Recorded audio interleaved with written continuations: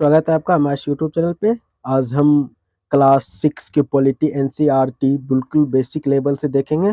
तो सबसे first chapter है यहाँ पे विविधता। तो देखते हैं विविधता। ये विविधता को आज हम लोग देखेंगे। चलिए यहाँ से हम लोग स्टार्ट करते हैं। विविधता की समझ। सबसे पहले ये हम लोग पढ़ लेते, थोड़ा सा जूम करके। अपनी कक्षा के चारों तरफ नजर दौड़ाइए। क्या कोई ऐसी साथी है जो बिल्कुल आपकी तरह दिखती हो? इस पाठ में आप पढ़ेंगे कि लोग एक दूसरे से कई मामलों में भिन्न होते हैं। वे ना केवल अलग दिखते हैं बल्कि वो अलग अलग क्षेत्रों में भी आते हैं।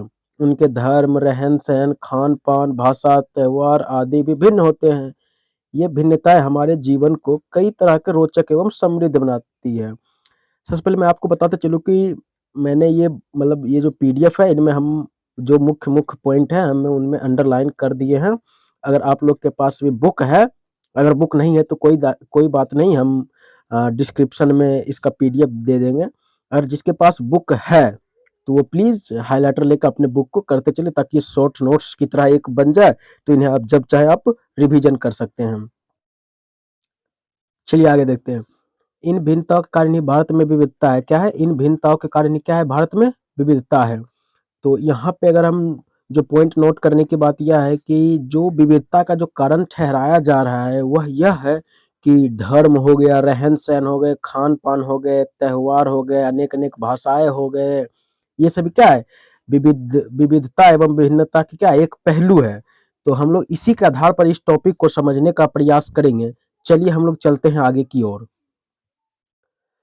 सबसे पहले आपको ये एक क्लासरूम में 3 बच्चे को बोला अलग अलग पेंटिंग बनाने के लिए। तो एक बच्चे ने ये पेंटिंग बनाया, तो कोई बच्चे ने ये पेंटिंग बनाया, तो कोई बच्चे ने ये पेंटिंग बनाया। और आपके लिए भी एक स्पेस है यहाँ पे, और आप भी अपना पेंटिंग इसमें इम्प्रूव कर सकते हैं। तो हमें इनसे कोई मतलब नहीं है, तो हम लोग चलते हैं आगे। और क्या है? आपकी उम्र के 3 बच्चे ने ऊपर दिए गए चित्र बनाए, खाली बक्सों में आप अपना चित्र बनाए। तो सबका चित्रकारी करने का क्या होता है? अपना अपना एक तरीका होता है। बिल्कुल सही बात है, सबका चित्रकारी करने का अलग अलग तरीका होता है। देखो ये कैसे, इसकी देखो बाल बहुत बड़े बड़े हैं, इसमें बाल बहुत छोटे हैं, और इसकी बाल में चोटी बंधे हुए हैं, इसका हाथ इधर है, इसका हाथ इधर, इसके हाथ में ये है, इधर फूल है। तो इनमें क्या है? इन्होंने एक सुंदर लड़की बनाया।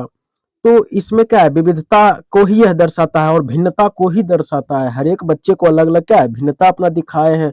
कोई बच्चे ने इस तरह का डायग्राम बनाए, कोई इस तरह का, तो कोई इस तरह का। तो ये तीनों में क्या है? भिन्नता है। तो अब हम लोग आगे इसी आधार पे हम लोग आगे बढ़ते हैं।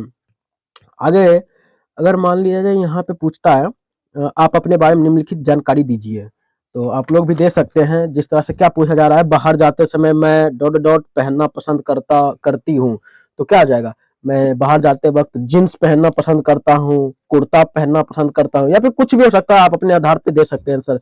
उसके बाद मैं घर में डॉट डॉट में बात करती हूँ। यहाँ पे कुछ भी आप लोग अपने मन से भर सकते हैं। मेरा पसंदीदा खेल क्रिकेट है, किसी का लूडो होगा, किसी का बैडमिंटन, कुछ भी, किसी का हॉकी। और आगे मुझे डॉट डॉट के बारे में किताबें पढ़ना बहुत पसंद है, तो मुझे महापुरुषों के बारे में किताबें पढ़ना पसंद है। किसी को भूतों के बारे में कहानी या फिर किताबें जो भी होता है उसका स्टोरी पढ़ने मजा आता है। तो किसी का, सबका अलग अलग जिंदगी है, सब अलग अलग अपना वेशभूषा अलग अलग बना के रहते हैं और अब हम उसी में जीते हैं। चलिए हम लोग अब आगे चलते हैं। आगे कहता है अपनी अध्यापिका की सहायता से यह पता कीजिए कि आप में से कितनी साथियां के जवाब एक जैसे हैं। क्या कक्षा में ऐसी साथी भी है जिनकी सूची आपके सूची से हूबहू मिलती है? शायद नहीं हो। जिस तरह से आपने क्या देखा ऊपर, यहाँ पे देखा कि अगर आप बाहर जाते समय आप जींस का प्रयोग करते हैं, क्या करते हैं? यहाँ पे जींस का प्रयोग करते हैं। तो कोई शायद ही होगा जो कि क्या जींस का प्रयोग करता होगा आपके जैसा। नहीं, तो कोई लोग कुछ अलग अलग भी पहनते हैं, तो कोई कुछ और पहनते हैं। तो यही बात होती है ना कि कोई धोती पहनना पसंद करते, कोई मान लो मार्केट जाना है, कोई धोती अपना पहनेंगे, तो कोई कुछ और पहनेंगे, कोई कुछ भी अपना पहन सकता है। तो सबकी अलग अलग क्या है? अपनी स्टाइलिश है, उसी में अपने जीते हैं। सबके अलग अलग थॉट है, अपना वो लोग काम करते हैं। चलिए अब हम लोग आगे चलते हैं। आगे है तो वही पूछ रहा है कि आप जिस तरह से जींस पहनना पसंद करते हैं, तो किसी का हो सकता है कि मैं खाली पैर बाहर जाना पसंद करता हूँ। कोई व्यक्ति है कि शूज के बिना घर में भी नहीं बैठता। तो अनेक अनेक यहाँ पे इन संसार में लोग मिल जाते हैं। अब एक्सेप्शन की बात मैं नहीं कर रहा हूँ, अब बात जो होते हैं। चलिए हम लोग आगे अब चलते हैं। साथिया कुछ जवाब आपके जवाबों से मिलते होंगे, मतलब कुछ जवाब मिलते होंगे और इसमें भी नहीं मिलते होंगे। कितने साथियों जैसे किताब पढ़ना पसंद है, आपकी कक्षा के विद्यार्थी कुल मिलाकर कितनी भाषाएं बोलते हैं।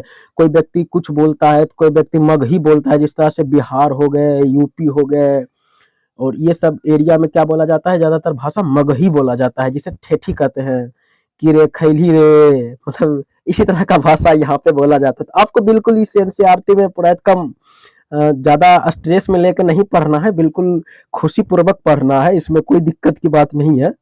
अगर आप लोग को पसंद आए तो शेयर जरूर करिएगा। तो क्या है ना कि कई मामले में आप अपने साथियों की तरह और कई मामलों में आप उनसे भी भिन्न भी हो सकते हैं। जैसे कोई मतलब जो कोई दोस्त होते हैं, किसी को साइकिल चलाना पसंद है, किसी के पास ज्यादा पैसा तो बाइक चलाता है, तो कुछ किसी के पास अच्छा सूट बूट का ड्रेस है और किसी के पास कुछ भी नहीं है, मतलब किसी एगो मतलब फटे पुराने टी शर्ट कोई पहन रहा है, तो कोई अपने साथियों से ऐसा। अगर आप लोग थोड़ा सा और आगे पढ़ेंगे एनसीईआरटी में ही, तो एक ओम प्रकाश वाल्मीकि जी का कहानी है, जो कि उसको स्कूल में बैठने नहीं दिया जाता था और उनसे गाय का चर्बी उतरवाया जाता था, क्योंकि वो उस संप्रदाय में जन्म लिया था। उन्होंने जब उस संप्रदाय उस कास्ट में जन्म लिए, तो कास्ट तो हालांकि किसी का भिन्नता का कारण, सबसे बड़ा कारण कास्ट ही बनता है, लेकिन जो उसका कर्म था, जो उस टाइम के माहौल था, इन्वायरमेंट था, उस अनुसार से जो भी हो रहा था इसमें, तो वो क्या करता था, उसको बहुत ही शर्म आती थी। जैसे मान लो उसके चाचा के साथ एक दिन गाय, मतलब गाय का जो चर्बी होता है ना, उसको बेच के 15-16 रुपए वो कमाते थे। तो गाय का चर्बी मतलब वो निकाल के आ रहे थे, और उसका मतलब स्कूल का छुट्टी होने का टाइम जब आया था ना, तो वो चाचा जी को बोले, चाचा जी आप ये माथे पे ले लीजिए, अगर मेरा दोस्त कोई देखेगा तो वो मतलब हम मेरी मजाक उड़ाएंगे, मेरे को चिढ़ाएंगे स्कूल में। तो अगर आप लोग पढ़े हुए, इसमें भी मेंशन है, आगे चलेंगे हम लोग, आगे जब 2-3 चैप्टर पढ़ लेंगे तो उसमें जरूर मेंशन है, आप लोग निश्चिंत रहिए। अब हम लोग चलते हैं, जो इम्पोर्टेंट टॉपिक है यहाँ पे है एक दोस्ती करना। यहाँ पे देखिए जो इम्पोर्टेंट है हम आपको वही बता रहे हैं, ज्यादा नहीं है, कि ऐसा नहीं कि एनसीईआरटी है तो यहाँ पे ज्यादा स्ट्रेस के साथ पढ़ना है, बिल्कुल मजे से पढ़ना है, और जो इसको पढ़ लेता है उसका बेसिक इतना मजबूत हो जाता है कि कुछ कहने का ही नहीं। चलिए हम लोग नेक्स्ट चलते हैं। अ, क्या ऐसे इंसान से क्या ऐसे इंसान से दोस्ती करना आपके लिए आसान होगा जो आपसे बहुत भिन्न है? नीचे दी गई कहानी पढ़े और इसके बारे में सोचे। मैंने एक मजाक की तरह लिया है। मजाक की छोटे फटे पुराने कपड़े पहने उस छोटे से लड़के के लिए था, जो जनपद के भीड़ भाड़ वाले चौराहे की लाल बत्ती पर अखबार बेचता था। जब मैं वहां से साइकिल से गुजरता, वह अंग्रेजी का अखबार हाथ में लहराते हुए मेरे पीछे भागता और उस दिन की सुर्खियों को हिंदी अंग्रेजी के मिले जुले शब्दों में चिल्लाकर सुनाता रहता। इस बार मैं पटरी के सहारे रुका और मैंने उससे हिंदी का अखबार मांगा। उसका मुंह खुला का खुला रह गया। उसने पूछा, मतलब आपको हिंदी आती है? बिल्कुल, मैंने अखबार के पैसे देते हुए कहा। क्यों, तुमने क्या सोचा? वह रुका, पर आप लगते हो बड़े अंग्रेज हैं। वह बोला, मतलब कि आप हिंदी भी पढ़ सकते हैं? देखिए, आपको इस कहानी का मैं सारांश बता देता हूँ, क्योंकि ज़्यादा पढ़ना नहीं है उतना। अगर उतना पढ़ेगा तो थोड़ा टाइम ज़्यादा लगेगा, तो हमें सब कुछ देखना, आपका समय भी बचाना है और अच्छे से पूरा आपके दिमाग में बैठाना भी है। तो ये सबको ध्यान में रखते हुए चलना होगा। अ, देखिए, एक समीर 1 आता है और एक समीर 2 आता है। समीर 1 जो कि वो कॉलेज में पढ़ता है, उसके पास इतनी अच्छी माहौल है, वो पढ़ते हैं, उसके उसके पास ज़्यादा पैसा है, वो यूनिवर्सिटी में पढ़ते हैं। और एक समीर 2 जो कि छोटा ही लड़का, जो कि जो साइकिल यहाँ पे मेंशन है ना, जो यहाँ पे साइकिल है, उसके लगभग सीट के बराबर, अभी हम लोग आगे पढ़ेंगे, इस ये जो मेंशन चित्र है, इसके सीट के बराबर ये लड़का अपना हाथ बता के बोलता था कि मैं इतना गो से ही अखबार बेच रहा हूँ। तो सोच ही सकते हो उस बच्चा का बैकग्राउंड क्या रहा होगा, उसके माँ बाप क्या रहे होंगे। जो बच्चा छोटा से उम्र से ही अखबार बेचना शुरू कर दे, तो उसका जरूर फाइनेंशियली कंडीशन उसका बहुत ही खराब होगा। उसको उस टाइप का कभी मौका नहीं मिला होगा कि वो पढ़ सके। देखिए, ये सब है ना, इसको एक तरह से बकैती की तरह मत लीजिएगा, क्योंकि यही सब कॉन्सेप्ट है, यही से आपकी जो सोच है वो विकसित होंगे, यही आप लोग देखेंगे। चलिए अब हम लोग आगे चलते हैं। हाँ, बिल्कुल पढ़ सकता हूँ। इस बारे में थोड़ा अधीर होते हुए बोला, मैं हिंदी बोल सकता हूँ, पढ़ सकता हूँ, लिख भी सकता हूँ। मैंने स्कूल में दूसरे सब्जेक्ट विषय के साथ हिंदी पढ़ी है। अब वो लड़का क्या पूछता है, सब्जेक्ट क्या होता है? अब क्या लड़का पूछता है वो, कि मतलब सब्जेक्ट क्या होता है भैया, मतलब ऐसा करके बोलते हैं, भैया ये सब्जेक्ट क्या होता है? तो फिर उन्होंने बोलता है, फिर उन्होंने मन में ही सोचने लगा कि जो बच्चे कभी स्कूल नहीं गए उसको अब कैसे पता होगा कि सब्जेक्ट। फिर उधर से पूछता है समीर 1 समीर 2, मतलब जो छोटे लड़का था जो अखबार बेच रहे थे वो उनसे पूछता है भैया ये सब्जेक्ट क्या होता है। तो तो समीर 1 जो है, जो बड़े हैं, जो साइकिल पर बैठे हैं, वो बताते हैं कि तुम कभी स्कूल गए हो? बोलता है नहीं। तो फिर मन ही मन सोचने लगे कि जो बच्चा स्कूल नहीं गया उसको भला कैसे पता होगा, मैं कैसे बताऊं कि सब्जेक्ट क्या होता है। लेकिन फिर भी आगे हम लोग चलते हैं, देखिए कहानी क्या है, बहुत इंटरेस्टिंग है। चलिए, ये कहानी इसलिए दिया गया है ताकि आपको सोच को विकसित कर सके। हालांकि किताब है 6 लेवल के लिए, लेकिन आप देखें अगर यूपीएससी, स्टेट पीसीएस, चाहे अदर कोई भी एग्जाम, गवर्नमेंट एग्जाम हो, चाहे दरोगा हो, एसएससी, सब में कॉन्सेप्ट मांगता है और कॉन्सेप्ट एनसीईआरटी में ही मिलती है। ये अपनी सोच को बदलने का तरीका होता है। मैं पीवाईक्यू भी देखेंगे तो आपको पता चल जाएगा। सब्जेक्ट उसने पूछा, अब तो कभी स्कूल नहीं गया, उसे मैं कैसे समझाता कि सब्जेक्ट क्या होता है। वह कुछ होता है। मैंने शुरू किया ही था कि बत्ती हरी हो गई थी और मेरे पीछे जो गाड़ी था, मतलब जो पीछे गाड़ी था मेरे साइकिल के पीछे, मतलब उसका जो मतलब नहीं, आप जब बत्ती हरा हो गया तो भाई चलना चाहिए, ऑब्वियस सी बात है। तो अगर तुम रुकोगे तो कितना तुम हॉर्न पे हॉर्न, हॉर्न पे हॉर्न मारते, तुम जैसे लग रहा है कान के सामने से गुजर रहा है, हॉर्न पे हॉर्न, कान फाड़ देंगे। तो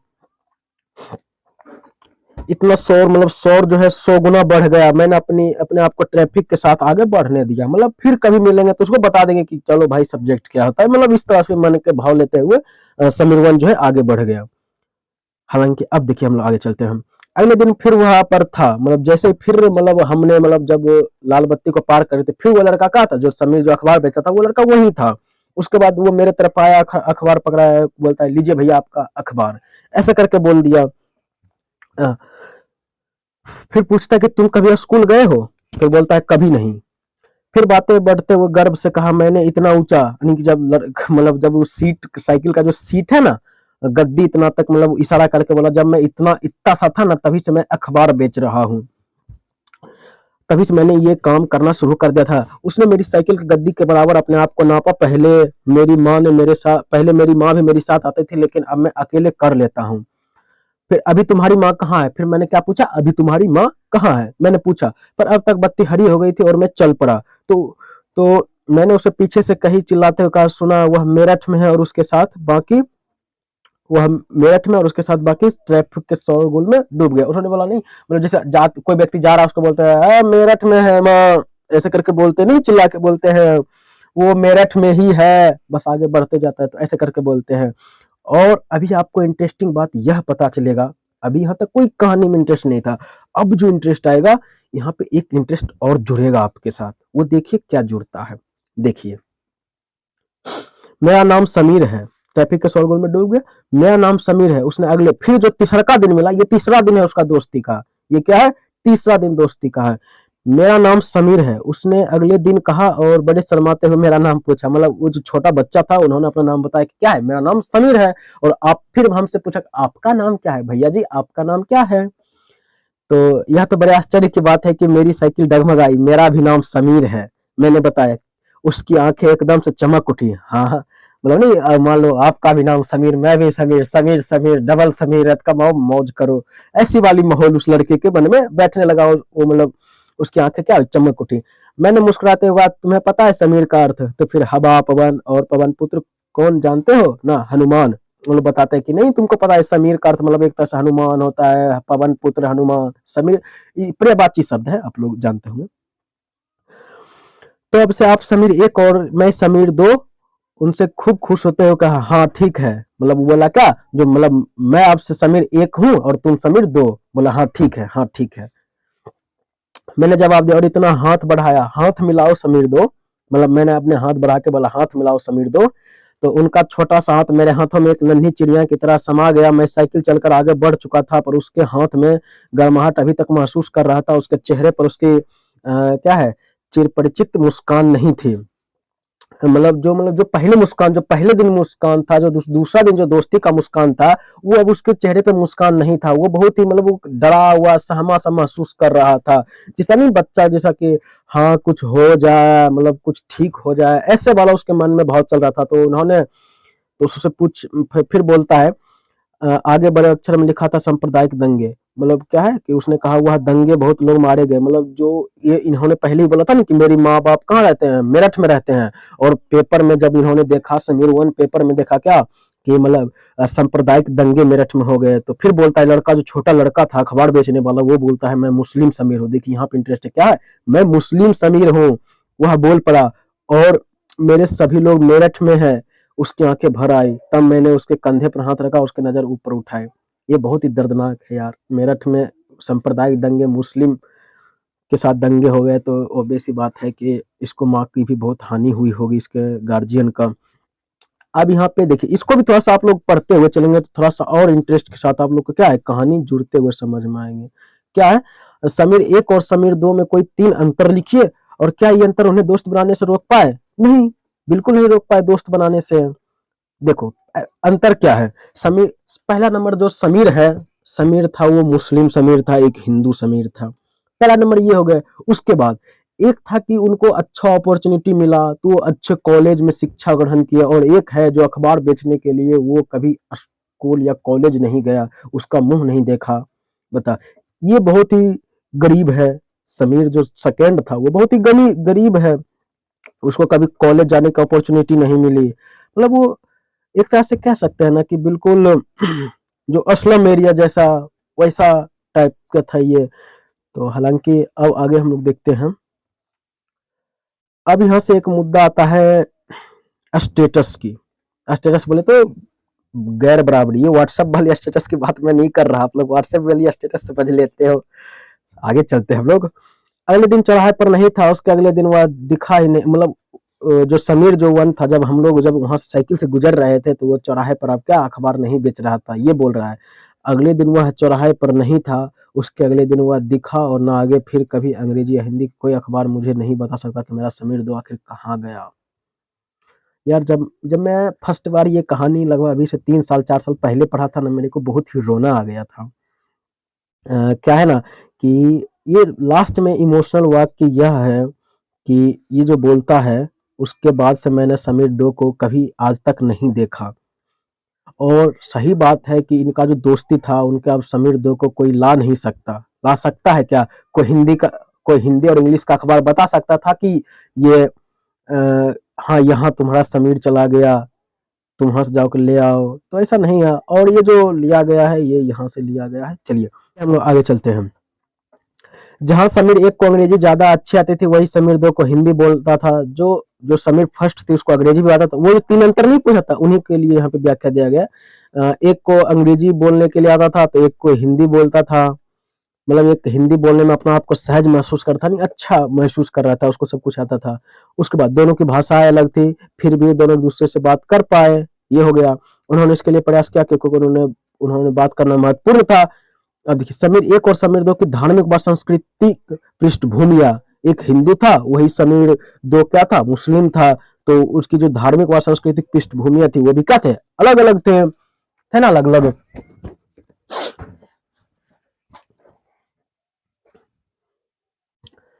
हाँ, हम कहा थे धार्मिक व सांस्कृतिक पृष्ठभूमि क्या है, दोनों को अलग अलग है। जहाँ समीर एक हिंदू है और वहीं पे समीर दो क्या है, मुसलमान है। दोनों में दोस्ती हुई क्योंकि दोनों दोस्ती करना चाहते थे। सबके खान पान, पहनावा, धर्म, भाषा आदि ये भिन्नताएं विविधता के क्या है, पहलू है। यहाँ पे देखिए, अगर आप लोग कहीं पे मतलब लिखते हैं नोट्स में भी, ये वाला लाइन प्रयोग कर सकते हैं। ये लाइन ये है कि क्या है, खान पान, यहाँ से हो गए, आप लोग यहाँ से देख सकते हैं, खान पान, खान पान, पहनावा, धर्म, भाषा आदि ये भिन्नता है क्या है, विविधता के ही पहलू है एक तरह से। चलिए अब हम लोग आगे देखते हैं। अ, अपनी विविध धर्म और सांस्कृतिक पृष्ठभूमि के अलावा समीर एक और समीर दो कई अन्य मामलों में भी एक दूसरे से अलग है। अब देखिए क्या है, अ, ये उदाहरण के लिए समीर एक स्कूल में पढ़ाई नहीं की थी, जबकि समीर दो अखबार बेचते। देखिए जितना भी इधर का हम लोग पढ़े थे, इधर इस साइड का जितना भी हम लोग पढ़े थे, इस साइड का, ये सब क्या है, ये सब ये बता रहा था कि मतलब इसका धार्मिक संस्कृति अलग है। ये अपने आप को मतलब एक गैर बराबरी का दर्जा दे रहा था, नहीं इसका स्टेटस बराबर नहीं खड़ा था। लेकिन अब जो हम लोग इधर पढ़ेंगे, इधर इससे कोई लेना देना नहीं है, इधर ये सबका अधिकार है। अब जो हम लोग एग्जाम्पल पढ़ेंगे, ये सबका अधिकार है। पहला अधिकार ये है कि ये उदाहरण के लिए समीर एक स्कूल में पढ़ाई की थी, जबकि समीर दो अखबार बेचता था। ये सबसे बड़ी कारण है। क्या है? समीर 2 क्या है? तो अखबार बेचता है। उसके बाद क्या, समीर 2 को स्कूल जाने का मौका मिला ही नहीं। सही बात है, समीर 2 को स्कूल जाने का मौका मिला ही नहीं। अगर आप लोग, हम लोग अगर एडमिनिस्ट्रेशन में घुसते हैं तो यही तो बच्चे को, ऐसा ही बच्चे को तो उठा के उसको कॉलेज में डालना है, उनको स्कूल में डालना है, उसकी शिक्षा के लिए देखना है, उनकी स्वास्थ्य के लिए देखना है। यही तो हम लोग की काम होता है। और ये सब इसलिए तो पहले एनसीईआरटी नींव मानी जाती है, इसलिए नींव मानी जाती है ना, कि आप लोग पहले प्रशासन को समझेंगे, पहले ये सब समझेंगे कि यहाँ पे किस तरह का कल्चर है, यहाँ पे कैसे भाषाएं बोले जाते हैं, यहाँ पे संप्रदाय कौन कौन के रहते हैं, कहाँ पे क्या करने से दंगा का माहौल बन सकता है, ये सब हमें कौन बयां करती है? ये एनसीईआरटियां बयां करती है। और इन्हीं से हम लोग की क्या सोच विकसित होती है। चलिए अब हम आगे देखते हैं। समीर 2 को स्कूल जाने का मौका मिला ही नहीं। वह संभवतः अपने इलाकों में ऐसे कई लोगों को देखा होगा जो करीब उनकी भोजन, घर, कपड़े की जरूरतें की पूरी नहीं हो पाती। मतलब बहुत से तुमने ऐसा लोग देखा होगा कि जिसको खाने के लिए सही से 2 वक्त का रोटी नहीं मिल पाता है, किसी का फटा पुराना कपड़ा होता है। तो ये सब असलम मीडिया की बात बता रहा हूँ। अगर नहीं देखे होंगे तो आप लोग देख लीजिए, तो आपको गरीबी क्या होती है एहसास हो जाएगा। चलिए, यह फर्क उस फर्क से अलग है जिसके बारे में हमने पहले पढ़ा। यह विविधता का रूप नहीं बल्कि यह गैर बराबरी का रूप है। इधर विविधता था और इधर क्या, गैर बराबरी का रूप, स्टेटस। स्टेटस बोले तो मतलब इसको क्या बोलते हैं कि तुम्हारा, तुम में कितना दम है, तुम में कितना औकात तुम्हारा क्या है, ये स्टेटस को बयां करती है। और ये जो गैर बराबरी है, यह सरकार का है कि ये सरकार सभी अपने जो जनता लोग हैं उनको क्या करे, वो अच्छी भोजन, अच्छी शिक्षा और अच्छी दे, जो कि बच्चे पढ़ने वाले हैं। इसलिए तो 14 साल बच्चे को फ्री शिक्षा यहाँ पे दिया जाता है ना भारत में। ये सरकार का मूल कर्तव्य है। आगे है, जाति व्यवस्था और समानता का एक और उदाहरण है। क्या है? आप जो भी अंडरलाइन है, आप लोग उन्हें प्लीज अंडरलाइन करते हुए चलेंगे तो आपको भी ज्यादा समझ में आएंगे। तो आप लोग एक बार जैसे ही इस चैप्टर को पढ़ने लगेंगे तो आपको रिवीजन हो जाएंगे। अब देखिए, जाति व्यवस्था समानता का एक और क्या है, एक और उदाहरण है। चलिए आगे देखते हैं हम। अगर आप कुम्हार के घर में पैदा हुई तो आपकी जाति कुम्हार हो गई। फिर आप क्या करेंगे कि वही मिट्टी वाला जो दिया सिलाई वगैरह बनाते हैं तो वही आप बनाएंगे। और बाकी बात जो दूसरा व्यक्ति काम करता है, जिस तरह से जो बढ़ई बढ़ई का हम लोग एग्जाम्पल ले लेते हैं, वो क्या करते हैं कि वो जैसे बहुत सारे फर्नीचर वगैरह बनाते हैं, तो फिर आप कुम्हार होके आप उसके काम में बहुत सारा इंटरेस्ट नहीं रखते। अगर हम कुम्हार हैं तो हम यही करेंगे। मतलब यहाँ पे ये कैसे है, यहाँ का जो ये सब जो सोच होती है कैसे डिसाइड होता है, ये सब वहाँ की पर्यावरण डिसाइड करता है, वहाँ का जो इन्वायरमेंट है वो डिसाइड करता है, वहाँ के लोग का जो भूमिका है, जैसा सामाजिक सोच है वो यहाँ पे डिसाइड करता है। अगर आप कुम्हार के घर में जन्म लिए तो आप अपना वही दिया सिलाई वगैरह ही बनाइए और बाकी बात जो भी है काठ का काम वो सब आप मत करिए। तो ये सब अपने आप, ये सब आगे बड़े होने के बाद अपने आप वो पता चलने लगते हैं। विविधता हमारे जीवन को कैसे समृद्ध करती है। क्या है? विविधता हमारे जीवन को कैसे समृद्ध करती है। अब देखिए क्या है, जैसे समीर 1 और समीर 2 दोस्त बने, ठीक वैसे ही आपकी भी सहेलियां होंगी। आप बहुत अलग होंगे और उन्हें शायद घर के अलग अलग खाना, आप मान लीजिए अगर आपका कोई कोई दोस्त है, अगर आप हिंदू हैं और कोई आपका मुस्लिम दोस्त है तो उसका पहनावा अलग होगा, आपका पहनावा अलग होगा। और वो लोग क्या करेंगे, वो नमाज करने जाएंगे अपने भगवान के पास, मतलब अल्लाह के पास, और आप क्या करेंगे, मूर्ति पूजन करेंगे, अपने मंदिरों में अपना सब पूजा करेंगे। तो ये क्या दर्शाती है, यहाँ पे विविधता को दर्शाता है। तो हमारे जीवन को प्रभावित कैसे करते है, विविधता हमारे जीवन को कैसे प्रभावित करती है। हालांकि भारत में अनेक जाति, अनेक धर्म, अनेक लोग रहते हैं, यहाँ पे रहते हैं, सबकी अलग अलग सोच, इसलिए तो भारत एक गणतंत्र है। जिस तरह से अभी बात हो रही है राम मंदिर को लेकर, ज्यादा अभी जो ट्रेंडिंग में जो हैशटैग ट्रेंड कर रहा है वो क्या है कि भारत को जल्द से जल्द हिंदू राष्ट्र घोषित कर दिया जाए। लेकिन ये तो संविधान के अगेंस्ट है ना। अगर मान लो ऐसा कर देता है तो संविधान क्या हो जाएंगे, अगेंस्ट हो जाएंगे। यहाँ पे तो संविधान में लिखा नहीं गया है, भारत एक गणतंत्र है, यहाँ पे सभी धर्मों का मानने वाले लोग रहते हैं, तो एक जात तो नहीं कर सकते। लेकिन हम भी इसके सपोर्ट में है, ऐसा नहीं है कि होनी चाहिए। हालांकि अगर हम लोग एडमिनिस्ट्रेशन का हिस्सा है तो हम लोग इसे अंधभक्तों की तरह नहीं लेनी चाहिए। हालांकि वो लोग की भी अपनी जीविका होती है, ऐसे नहीं किसी के साथ अन्याय करनी चाहिए। आप लोग अच्छे से ये चीज समझ सकते हैं क्योंकि आप लोग एडमिनिस्ट्रेशन में जाएंगे। चलिए आगे हम लोग देखते हैं। अब अगर मान लीजिए आपका कोई दोस्त है तो उसमें क्या होगा कि आप कपड़े पहन उसका अलग कपड़ा पहनने का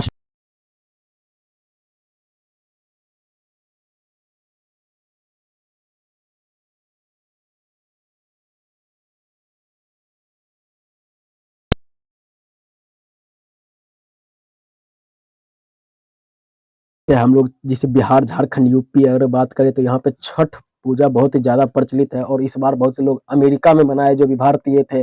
तो कहीं न क्या हुआ कि भारतीय जो कल्चर है वहाँ पे क्या किया उसको प्रमोट किया अमेरिका में, प्रमोट किया ना वहाँ तक, वहाँ पहुँचे, अमेरिका में मनाए गए तो वहाँ पे भी भेदभाव नहीं देखा जाए। हालाँकि ऐसा नहीं कि अभी भी भेदभाव नहीं होता है, अभी भी ऐसे कुछ निम्न जाति के लोग हैं जहाँ पे उसको सताया जाता है, निम्न उसको दबा के रखा जाता है, ऐसा है। हम ये खुद एनसीईआरटी बयाँ करती है। हम आगे चलते देखते हैं। आपको शायद तरह-तरह के जानवरों, रानियों, सहायक घटना या भूतों के कहानियाँ पसंद होगी। संभव है कि आपको खुद भी कहानियाँ लिखना भी पसंद हो सकता है या फिर कहानी आप लोग खुद बनाते हैं या फिर कोई शायरी लिखता होगा तो कोई आप शायरी पढ़ते होंगे तो आप में भी कोई ना कोई तो ऐसा टैलेंट होगा।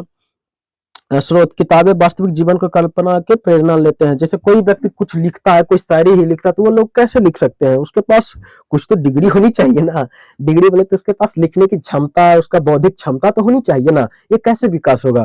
तो ये विकास होगा किसी न किसी का मतलब वो जीवनी पढ़ के, किसी न किसी मतलब साहसिक कहानी पढ़ के, किसी किसी को भूत के बारे में इंटरेस्ट है तो वो भूतों की कहानियाँ पढ़ के, किसी भी तरह का हो सकता है। जैसे मान लीजिए कोई सैड शायरी कैसे लिख सकता है? जब तक उसका दिल टूटा हो तब तक वो कैसे अंदर से फील आएगा और जब तक अंदर से फील नहीं आएगा तब तक वो लिख नहीं पाएगा। तो यही बात होती है ना कि मतलब स्रोत कहीं से प्रेरणा लेते हैं कोई स्रोत से तभी वो लिख पाता है। इसी पे एक लाइन है कि बिना क्लाइमेक्स का कोई कहानी नहीं होता। ये बिल्कुल सही बात है। उसमें ज़रूर कोई ना क्लू मिलता ही है। कुछ लोग जंगल में जानवरों के नज़दीक रहे और उन्हें जानवरों से दोस्ती व लड़ाइयाँ के बारे में कहानियाँ लिखी। कुछ लोगों ने राजा-रानियों के वृत्तांत पढ़कर प्यार और क्या है सम्मान के किस्से लिखे तो कुछ ने अपने बचपन की यादों को में गोते लगाए, स्कूल और दोस्तों की मधुर यादों को निकाल कर कुछ साहस की कहानियाँ लिखी। कल्पना कीजिए कि जिसकी कहानी आपने सुनी या पढ़ी है, उन सभी कहानीकारों या कहानी सुनाने वाले को ऐसी जगह पर रहना पड़े होंगे जहाँ लोग 2 ही रंग के कपड़े पहनते होंगे, लाल एवं सफ़ेद, एक तरह का खाना खाते होंगे शायद आलू। सब लोग जैसे आप सब्जी में जैसे रेगुलर क्या बनता है? आलू बनता है एक तरह से। असमान रूप से केवल 2 पशु-पक्षी को पालते हैं, उदाहरण के लिए हिरन और कौवा। यहाँ तो थोड़ा-सा ज़्यादा ही लोग बोल दिए, ऐसे अपना सभी क्या ज़्यादा से ज़्यादा बकरी पाले जाते हैं जानवर में और एक हो गए क्या कुत्ता पाले जाते हैं या एक फिर गाय हो गए, गाय-भैंस हो गए, यही पाला जाता है। केवल सांप-सीढ़ी खेलने में अपना मनोरंजन करते हैं। ऐसी जगह रहकर कैसी कहानी लिख पाएँगे? अच्छा मान लो जो व्यक्ति कौवा, हिरन पालता हो, जो व्यक्ति सांप-सीढ़ी के अलावा वो दुनिया ना देखा हो, जो सिर्फ़ आलू के सिवाय आलू ही खाते अपना 90% ज़िंदगी गुज़ार दिए हो, अगर उनसे कोई परिकल्पना करे कि आप कहानी लिखें तो क्या लिख पाएगा? हम आपसे पूछते हैं, वो क्या लिख पाएगा? उन्होंने ऐसी दुनिया नहीं देखी जिसके बारे में उसे लिखने के लिए कहा जा रहा है, तो वो कैसे लिख पाएगा?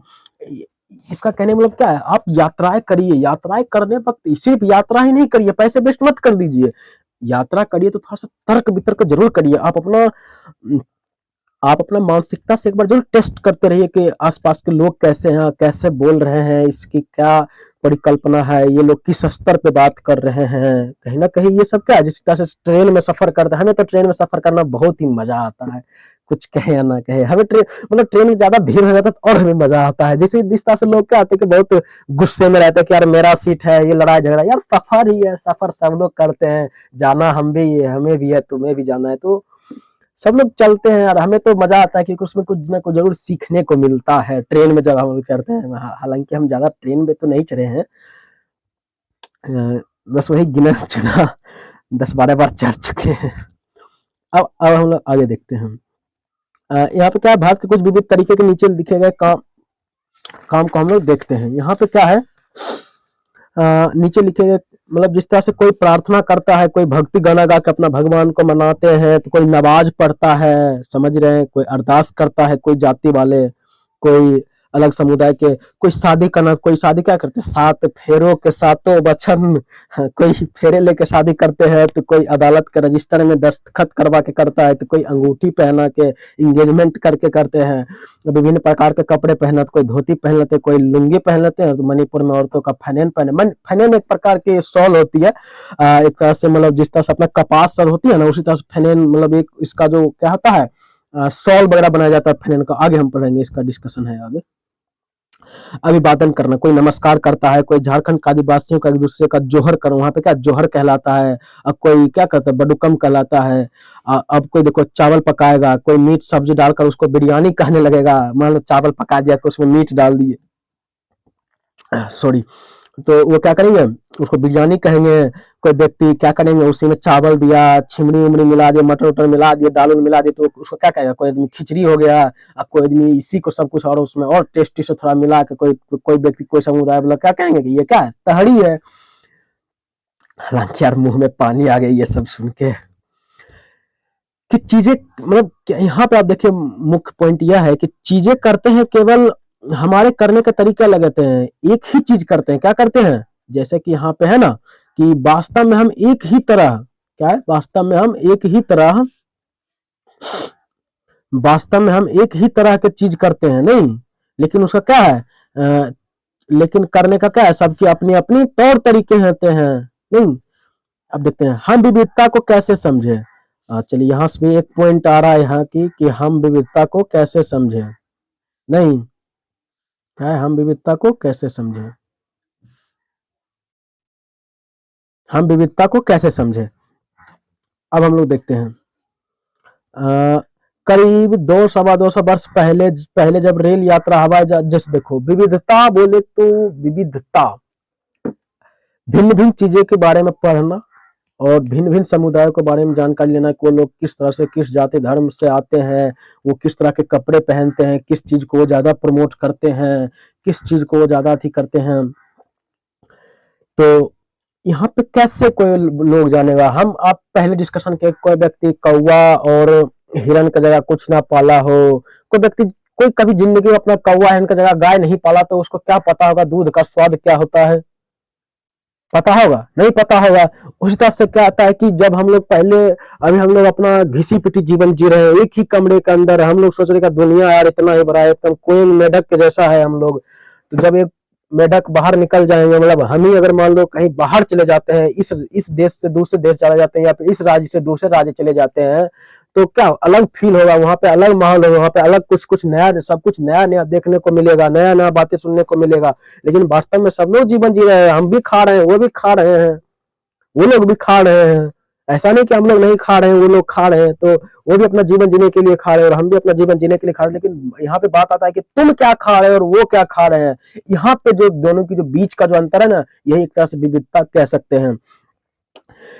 बहुत पहले जब रेल वगैरह नहीं होता था, अब रेल आया, तो यात्रा करेंगे, जैसे बहुत पहले मान लो कोई व्यक्ति दिल्ली में रह रहा है, ठीक, और यहाँ पे है हम लोग लखीसराय में है, ठीक, कोई व्यक्ति लखीसराय बिहार, और उसके बाद कोई व्यक्ति दिल्ली, मतलब बिहार के छोटे से गांव में रहे, छोटे से जिला के छोटे से गांव में रहे, उसके बाद कोई व्यक्ति दिल्ली में रहे, और मान लो कोई व्यक्ति वहां पे रह रहे हैं, कमा रहे हैं, खा रहे हैं। और पहले के जमाने की बात कर, मैं इस प्रेजेंट टाइम की बात नहीं कर रहा, पहले के जमाना में बात कर रहे हैं।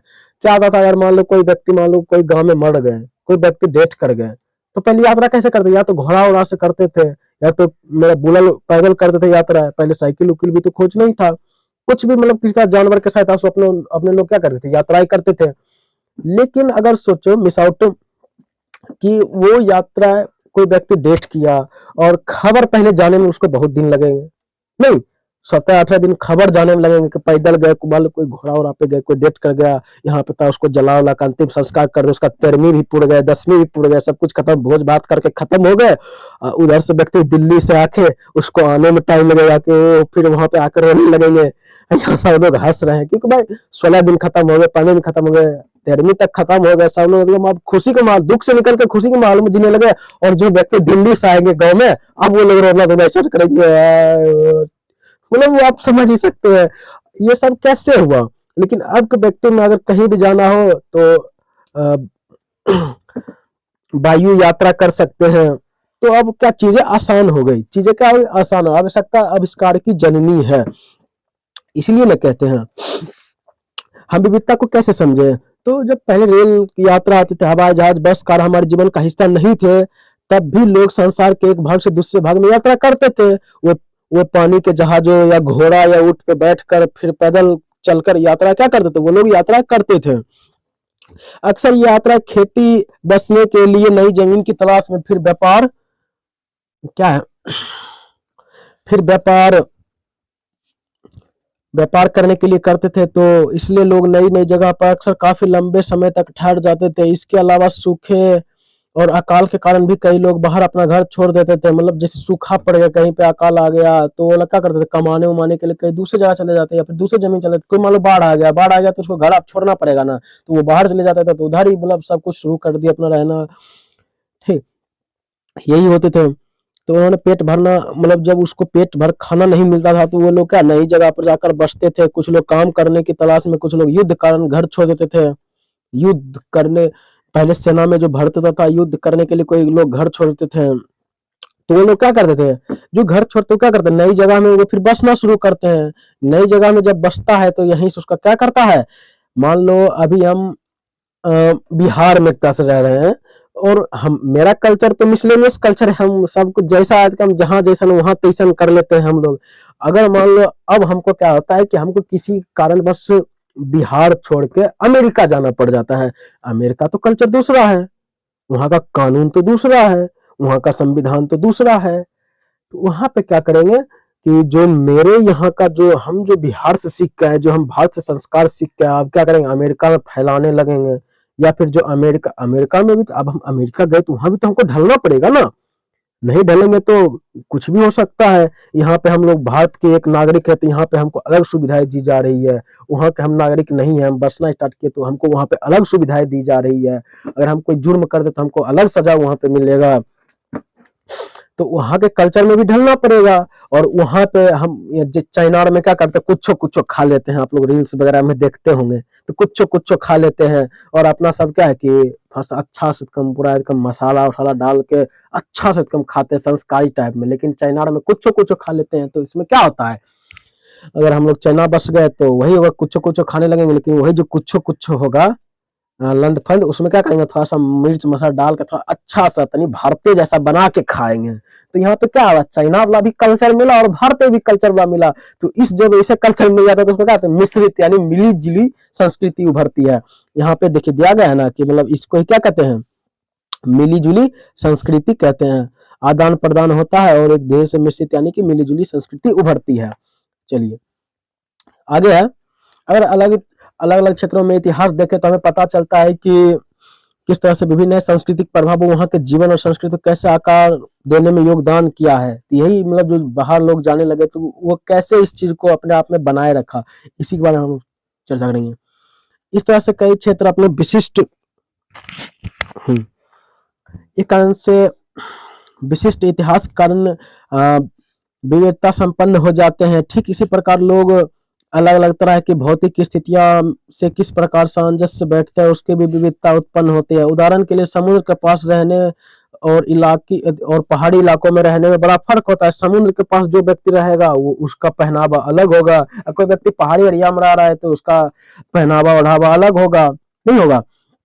कहीं पे ठंड है, कोई व्यक्ति कश्मीर में रहे, कश्मीर में कितना ठंड होता है, तो उसका जो कपड़ा रहेगा वो ठंड के अनुसार बचने वाला होगा, उसका जो घर बनेगा उसी अनुसार से बनेगा, किसमें अधिक से अधिक ठंड ना घुसे। और अपना गाड़ी की कैसू बना के चलेंगे, हम लोग बीच में आते हैं एकदम न। तो इसको कहते इस जो हम लोग जहाँ पे अभी ला रहे हैं, जैसे भारत में बहुत से एरिया का है Goldilocks zone, Goldilocks zone उसे कहते हैं ना। यहाँ पे मतलब समान अपना जो पृथ्वी है जिस तरह से, वो क्या है, गोल्डी लॉक्स जोन में पाया जाता है।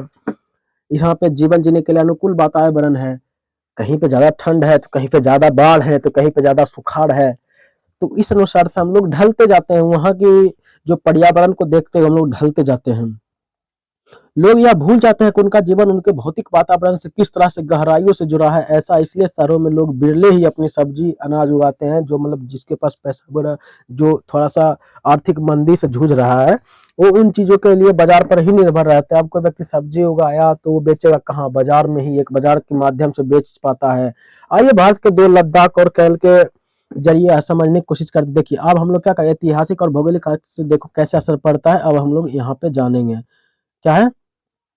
भारत लद्दाख दो भागों, लद्दाख और केरल के उदाहरण के जरिए यह समझते हैं कि कोशिश करते हैं किसी क्षेत्र में विविधता और उसके ऐतिहासिक और भौगोलिक कारकों में कैसे असर पड़ता है। तो अगर आप लोग के पास मैप है तो आप लोग देख सकते हैं, एटलस में नक्शा देखिए। अब हम लोग यहाँ पे देखते हैं क्या है, अब ज्यादा नहीं है, 3 पेज ही बचे हैं। चलिए हम लोग कहाँ थे, हाँ यहाँ देखना है ना। चलिए लद्दाख, लेह जिसकी राजधानी क्या है, लेह है। और इधर हो गया केरल, केरल का क्या है राजधानी, तिरुवनंतपुरम। चलिए अंडरलाइन पहले जो है आप लोग कर सकते हैं, और आप लोग आगे पढ़ना है तो उसको एक बार पढ़ के आइएगा तो आप लोग को क्या होगा, बेहतर समझ में आएगा। लद्दाख जम्मू कश्मीर के पूर्व पहाड़ियों में एक बसा रेगिस्तानी इलाका है, क्या रेगिस्तान वाला इलाका है। बहुत यहाँ पे पहाड़ियां है, यहाँ पे नहीं पहाड़ी से, और यहाँ इस क्षेत्र में पेड़ कम उगते हैं। पेड़ कहाँ पे उगा, अरे धरती रहेगा तभी तो पेड़ उगेंगे ना। पीने के पानी के लिए लोग गर्मी के महीने में पिघलने वाली बर्फ पर निर्भर रहते हैं। जो गर्मी होगा तो बर्फ जो पिघलता है वो उसी से, वो लोग जो पिघलते हैं तो उसी पे पानी पे निर्भर रहते हैं, नहीं तो ठंड में तो पता ही नहीं क्या करें। यहाँ के लोग एक खास किस्म की बकरी पालते हैं जिसे पश्मीना ऊन कहा जाता है, जो हम पीछे डिस्कस किए थे, पश्मीना ऊन है ना। तो ये लद्दाख में जो क्या होगा, ये देखिए पश्मीना शाल बुनती हुई औरतें, नहीं है यहाँ पे पश्मीना शाल बुनती हुई औरतें। चलिए ऊन की ऊन मिलता है, यह ऊन कीमती है इसलिए पश्मीना शाल बड़ी महंगी होती है। लद्दाख के लोग बड़ी सावधानी से इस ऊन को इकट्ठे करने के लिए कश्मीर के व्यापारियों को भेज देते हैं। मुख्यतः कश्मीर में ही पश्मीना शालें बुनी जाती, मतलब जो पश्मीना जो बुनी जाती है शाल, वो ज्यादा का कश्मीर में ही बिकता है, मतलब कश्मीर में ही मिलते हैं। यहाँ के लोग दूध से बने पदार्थ जैसे मक्खन, चीज एक प्रकार की पनीर जिसको बोलते हैं, खास तरह का छेना, हाँ, एवं मांस खाते हैं। हर एक परिवार के पास कुछ गाय, बकरी और याक होती है। रेगिस्तान होने का मतलब यह नहीं कि व्यापारी यहाँ आने के लिए आकर्षित नहीं हुए। इतना वहाँ पे इतना व्यापारी है कि कुछ कहने का नहीं। व्यापारी बहुत लोग जाते आते रहते थे। रेगिस्तान है तो ये नहीं है कि मतलब वहाँ का जो पश्मीना शाल है ये सब वहाँ पे क्या करती है, यात्रियों को लुभान्वित करते हैं, जैसे मतलब उसको मतलब अपने और अट्रैक्शन करता है, आकर्षित करता है। लद्दाख तो व्यापार के लिए एक अच्छा रास्ता माना गया। लद्दाख जो है रास्ता है, तो वो क्या है, अच्छा रास्ता माना गया है, जिस एलओसी शायद, हाँ, क्योंकि यह कई घाटियां जिसे गुजरकर एक मध्य एशिया के काफिले इसके लिए एशिया के काफिले उस इलाके में पहुंचते थे जिसे आज तिब्बत कहते हैं। अब क्या वर्तमान में क्या हो गया, तिब्बत हो गया। ये काफिले अपने साथ मसाले, कच्चा रेशम, दरिया आदि लेकर चलते थे। देखो लद्दाख के रास्ते भी बौद्ध धर्म तिब्बत पहुंचा। जो बौद्ध धर्म है वो तिब्बत कैसे पहुंचा, तो लद्दाख के रास्ते से ही का तिब्बत पहुंचा। लद्दाख को छोटी तिब्बत भी कहा जाता है। करीब 400 साल पहले यहाँ पर लोग इस्लाम धर्म से परिचित हुआ और यहाँ अच्छी खासी जनसंख्या मुसलमान रहते थे। और लद्दाख में गानों और कविताओं का बहुत ही समृद्धि मौखिक संग्रह है। तिब्बत का ग्रंथ केसर सागा, यहाँ पे इंपॉर्टेंट हो गया वो केसर सागा, लद्दाख में काफी प्रचलित है। जो हम लोग केसर सागा कहाँ में प्रसिद्ध है, तो ये कहाँ है, लद्दाख में बहुत सारा यहाँ पे इंपॉर्टेंट हो सकता है। आप लोग इन्हें देखिए, जो अंडरलाइन है उन्हें तो आप लोग बिल्कुल अंडरलाइन कर लीजिए। केसर सागा देख सकते हैं यहाँ पे, केसर सागा। उसके साथ उसके स्थानीय रूप से मुसलमान और बौद्ध दोनों ही लोग गाते और उस पर नाटक खेलते थे, उसी को केसर सागा कहा जाता है। चलिए आगे देखते हैं, आगे है। अब देखिए हम लोग लद्दाख के बारे में तो पढ़ लिए, अब हम लोग केरल के बारे में पढ़ते हैं। अब किसके बारे में पढ़ेंगे, हम लोग केरल के बारे में पढ़ेंगे। चलिए अब केरल के बारे में यह है,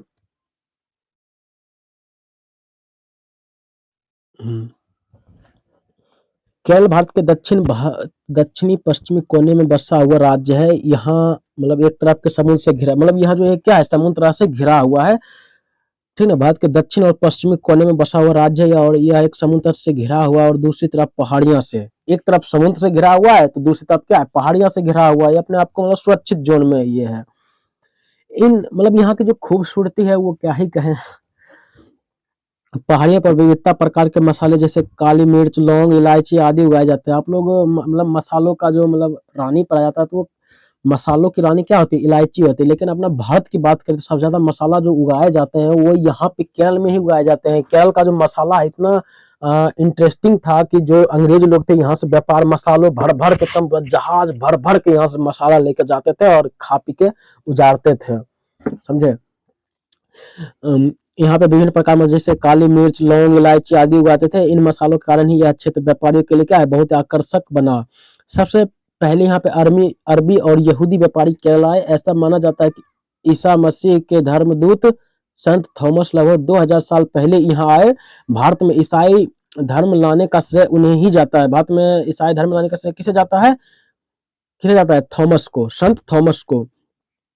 अरब से कई व्यापारी यहाँ आकर बस गए। इब्न बतूता ने जो करीब 700 साल पहले यहाँ आए, अपनी यात्रा वृत्तांत में मुसलमानों के जीवन का विवरण देते हुए लिखा कि मुसलमान समुदाय का यह बड़ी इज्जत थी। जो यहाँ पे था, मतलब जो इस एरिया है जो केरल में, यहाँ पे मुसलमान समुदाय क्या था, बहुत ही इज्जत था।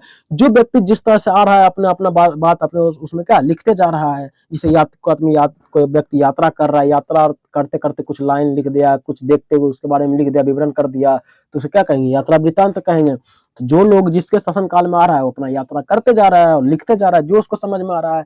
कोई व्यक्ति भारत के बारे में बहुत ही अच्छे अच्छे बात कहे कि वहाँ पे संस्कृति है, ऐसा संस्कृति है कि ये पूरा विश्व को आकर्षित करती है। तो कोई व्यक्ति भारत को मतलब अपशब्द तरीके से करते हो कि यहाँ पे है वो ये नहीं है। कोई व्यक्ति कमियां बता रहा है, तो कोई व्यक्ति यहाँ पे जो जितना उन्नत है, यहाँ पे प्रचलित है, उसको बारे में कोई व्यक्ति लिख रहा है। तो अनेक तरह से लिखते हैं। अब देखिए, केरल में मनाए जाने वाले त्योहार ओणम केवल एक विशेष आकर्षण है। नाव प्रतियोगिता ये मतलब बहुत ही काफी प्रचलित है। ये जो ओणम है, ये नाव मतलब इसमें क्या होता है, आज तक हम भी रियल में तो नहीं देखे। चलिए।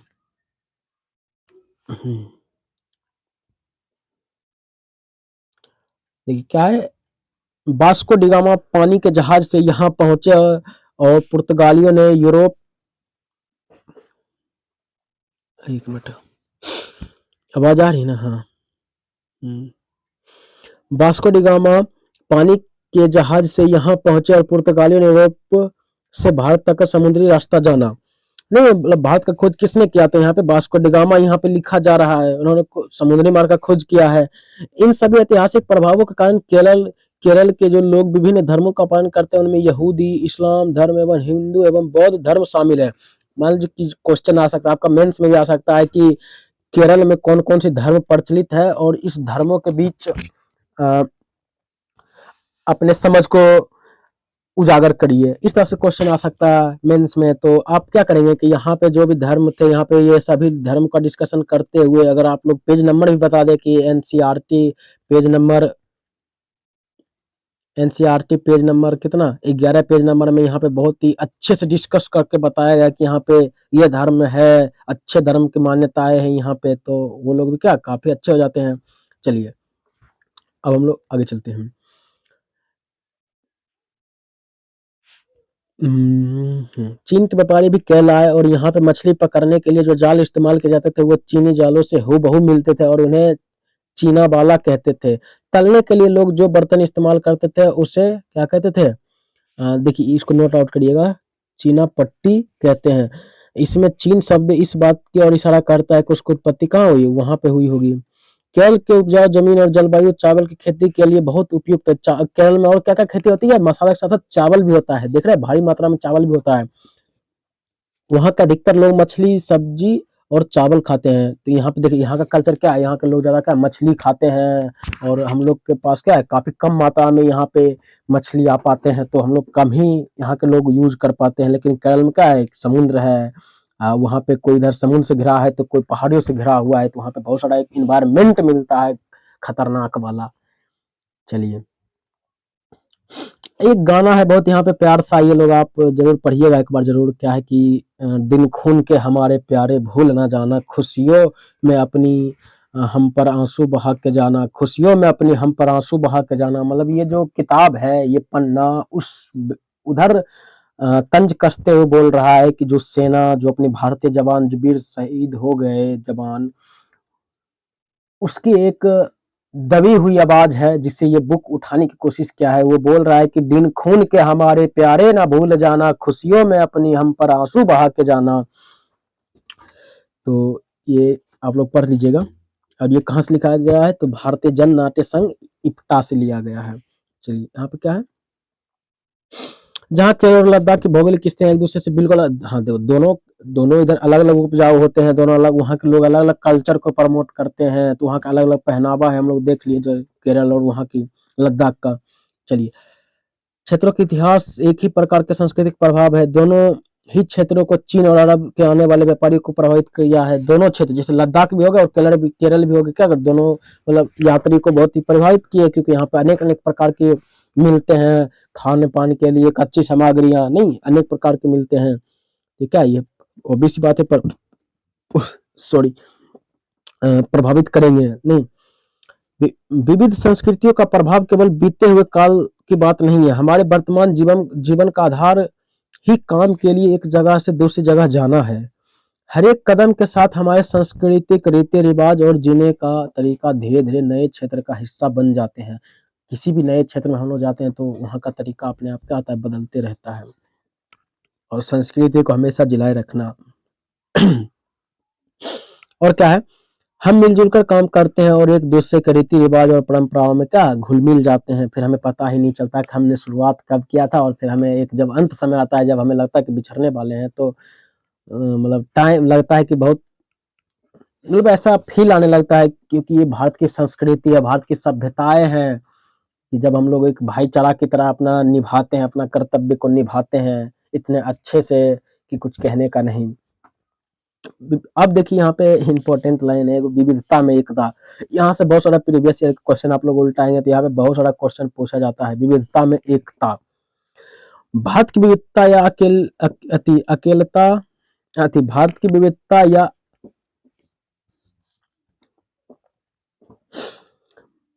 भारत में एकता, भारत की विविधता या अनेकता को उसकी ताकत का स्रोत माना गया है। जब अंग्रेज को भारत पर राज था, तो विभिन्न धर्म, भाषा और क्षेत्र की महिलाएं और पुरुषों ने अंग्रेज के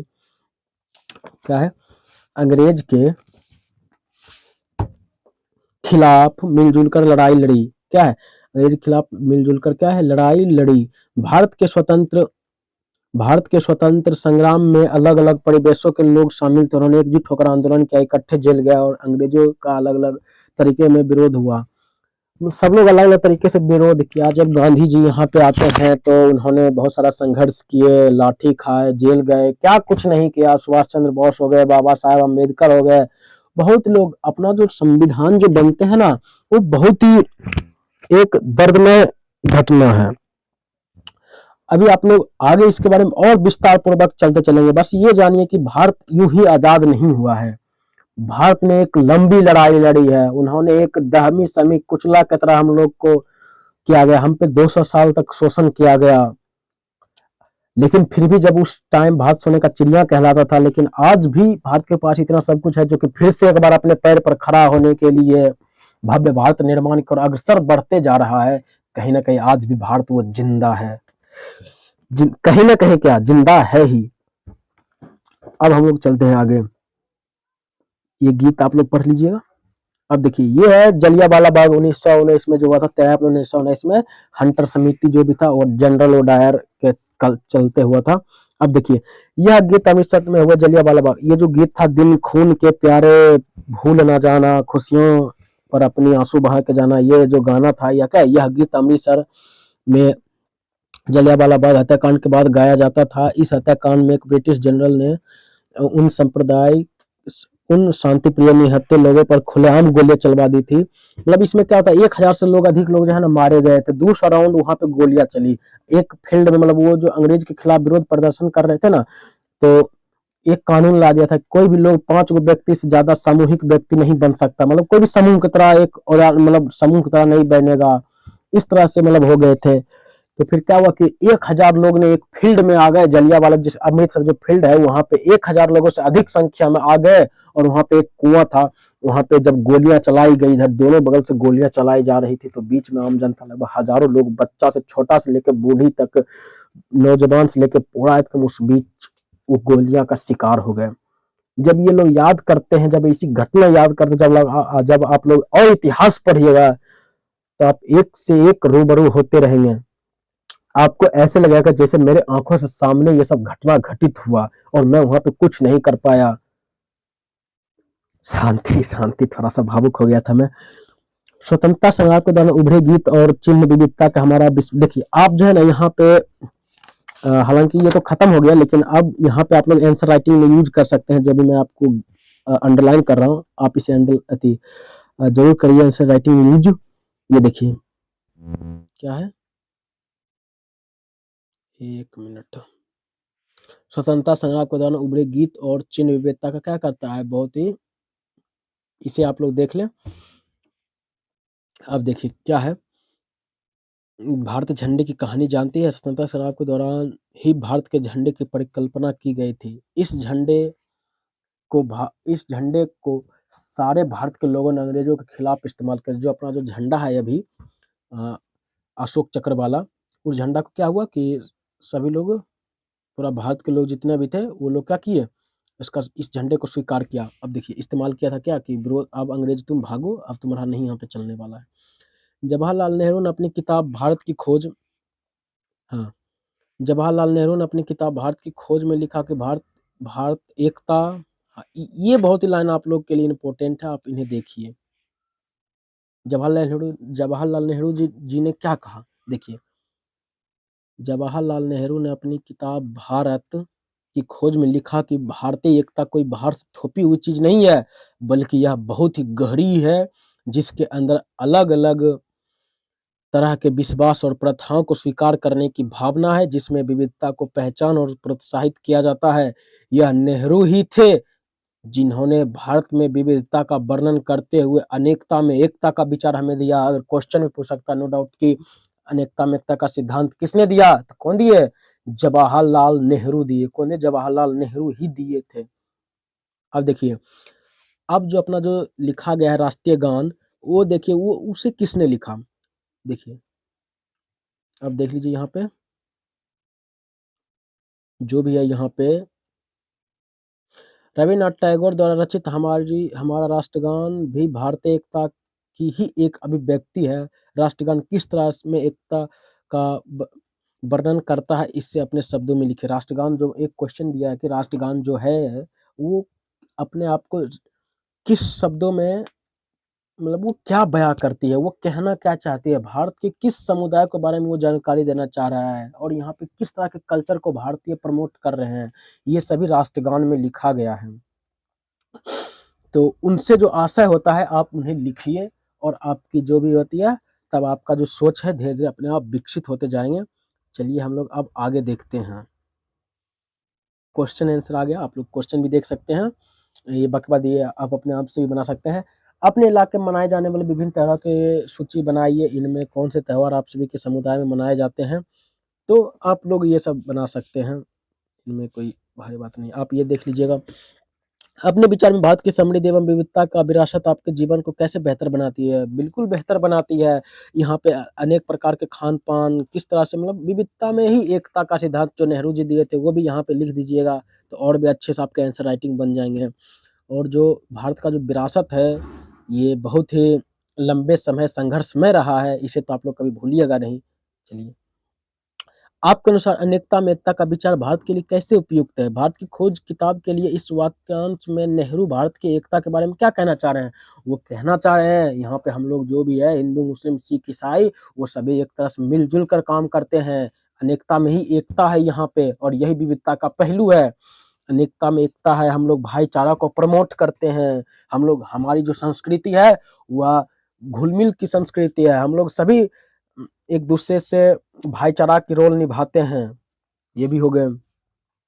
जलियांवाला बाग हत्याकांड में ऊपर दिए गए गाने को किस पंक्ति द्वारा चुनी है, जिसके अनुसार भारत की एकता को निश्चित रूप से झलकती है। तो मतलब वो गाना क्या कहे, वो जवान जो वीर शहीद हो गए वो कहना चाह रहे हैं कि हमने इस वतन की आज़ादी के लिए मतलब खून बहा दिए, तो आप लोग उसे कभी मत भूलिए। ये कहना चाह रहे हैं कि आप लोग इसे कभी मत भूलिए, और इसका करारा से जवाब देने के लिए हमेशा तैयार रहिए। अब है लद्दाख एवं केरल की तरह भारत के कोई एक क्षेत्र चुनिए, अध्ययन कीजिए कि कैसे उस क्षेत्र की विविधता ऐतिहासिक भौगोलिक कारकों ने प्रभावित किया है। तो आप लोग ये बिल्कुल कर सकते हैं।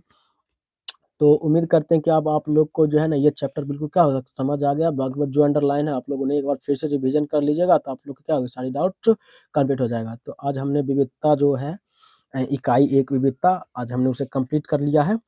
तो कल हम लोग इसके सेकंड चैप्टर देखेंगे जो कि है विविधता एवं भेदभाव, चलिए देखेंगे। तो अगर आपको अच्छा लगा होगा तो शेयर करिएगा। बाकी बात जिन्होंने तैयारी स्टार्ट की है, प्रारंभ तैयारी किए हैं, तो आप लोग बिल्कुल उसको ये वीडियो भेज सकते हैं। अगर अच्छा लगा तो लाइक शेयर कमेंट्स, और हाँ आप लोग बताइए कि हमने कहाँ गलतियाँ क्या है, कमेंट आप लोग करिए जिसकी वजह से कि हम आगे से क्या करें सुधार कर सकते हैं। तो तब तक के लिए मिलते हैं नेक्स्ट वीडियो में, तब तक के लिए टेक केयर।